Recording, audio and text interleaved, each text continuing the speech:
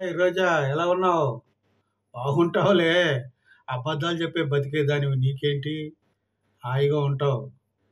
ఏంటి టక్కని నాలుక జారిందా?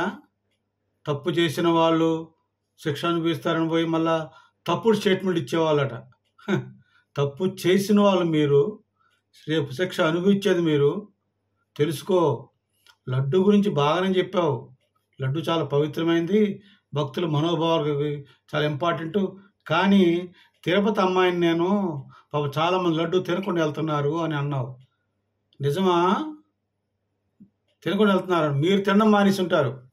ఎందుకంటే మీకు తెలిసింది కదా! ఎంతకాలం మీ జగన్మోహన్ తెలియకుండా చేశాడు.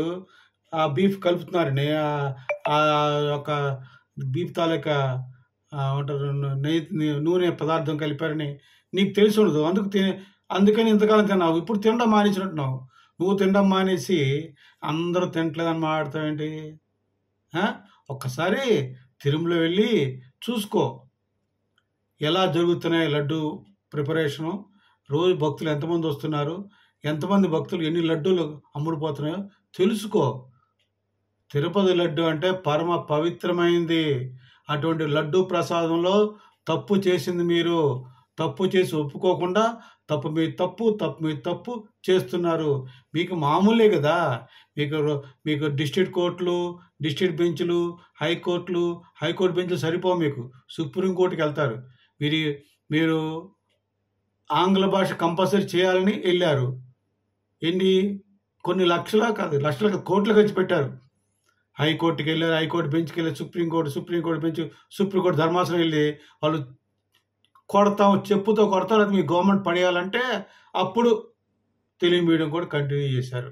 అలాగే రంగులు, దిక్కుమాల మీ పార్టీ రంగులు వేసి అన్నీ వేసి కోర్టుల్లోకి వెళ్ళారు. వాళ్ళు వచ్చి నీ ప్రభుత్వం పడేయాలా అంటే అప్పుడు మామూలు రంగులు వేశారు. అంటే మీ తాతగారి జాగిరిలాగా మీ ఇష్టం వచ్చినట్లు ప్రభుత్వంలో మనమే ఉన్నాం, మనదే అధికారం, మనంతా మదవికి కొట్టుకుంటున్నామని చెప్పి మీ ఇష్టం చేస్తే ఊరుకుంటారా? ఇప్పుడు కూడా లడ్డూలో కలిసింది అని రిపోర్ట్ రాబట్టే చంద్రబాబు నాయుడు గారు మాట్లాడారు. అది యొక్క నిజాలు తేల్చడం కోసం సిట్ వేశారు. హడావిడిగా సిట్ వేయలే. సిట్ నిర్ణయం తీసుకొని 2 వారాల పైన అయింది. తమరు ఇలాగ అబద్ధాలు చెప్పేసి అబద్ధాలు మాట్లాడేస్తే అది చెల్లదమ్మా. ఇలా అబద్ధాలు మాట్లాడే 11 సీట్లకు పరిమితం అయ్యారు మీరు. ఇంకా తప్పు మాట్లాడుతున్నారు, తప్పు మీద తప్పు చేస్తున్నారు.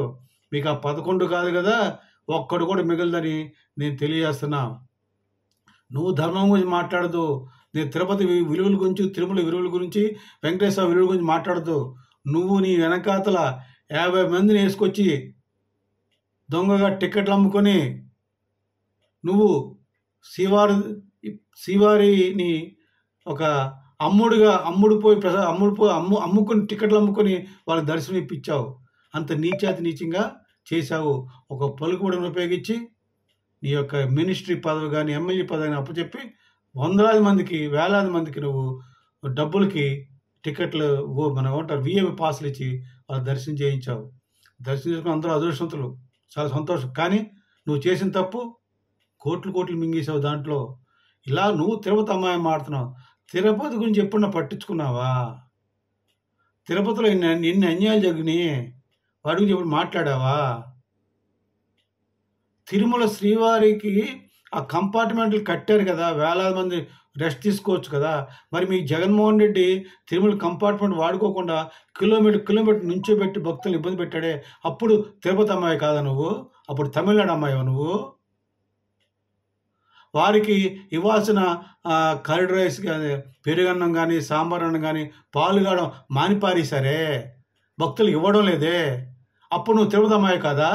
కర్ణాటక అమ్మాయివా నువ్వు? రోజు భక్తులు నడిచి వెళ్తుంటే వాళ్ళకి దర్శనానికి టోకెన్లు ఇచ్చేవాళ్ళు. అప్పుడు చాలామంది భక్తులు, ఎందుకంటే కష్టపడి నడుస్తున్నారు వాళ్ళు, చాలా నడవడం అంటే అంత సామాన్య విషయం కాదు. నువ్వు ఎప్పుడు నడిచావా? నడవవు.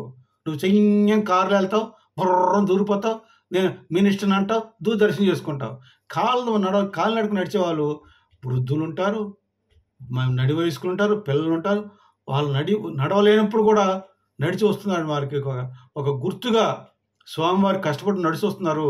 వీళ్ళు వాళ్ళ యొక్క ఎనర్జీని యూజ్ చేస్తున్నారు. నుంచొని మళ్ళీ క్యూలో వెళ్ళారని వాళ్ళకి టోకెన్లు ఇస్తే అప్పుడు దానికి నువ్వు తిరుపతి అమ్మాయి కదా, మరి మీ జగన్మోహన్ ఆ యొక్క కాలినడక వచ్చే వాళ్ళు తీస్తాడు కదా, అప్పుడు ఏం చేసావు? అప్పుడు తిరుపతి అమ్మాయి కదా నువ్వు, ఎందుకు ఆపలేదు? అప్పుడు నువ్వు కేరళ అమ్మాయివా? అడ్డగోలుగా మాట్లాడుతున్నావు. నీ ఇష్టం వచ్చి మాట్లాడేసి ధర్మాలు అంటుకోట నీకు మొత్తం మొత్తం జగన్ అనుకో మీరు మొత్తం మటాష్. సుప్రీంకోర్టు వెళ్ళినంత మాత్రం ఏమైపోదు అక్కడ. సుప్రీంకోర్టు ఏం చేసి చూడు, సిట్టు అన్నాను.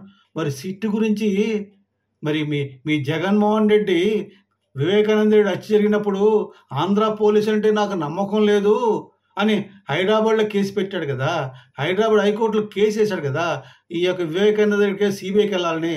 ఎందుకు సిబిఐకి తీసుకెళ్ళలేదు?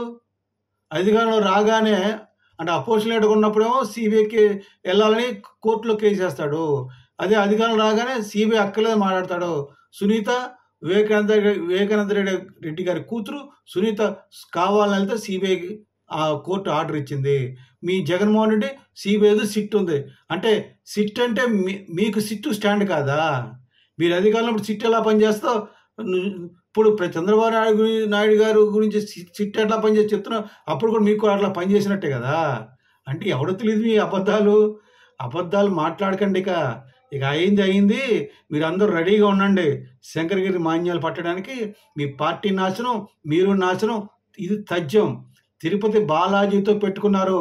చాలామంది ముక్కలు అయిపోయారు. అది తెలుసుకోండి. జై జనసేన, జై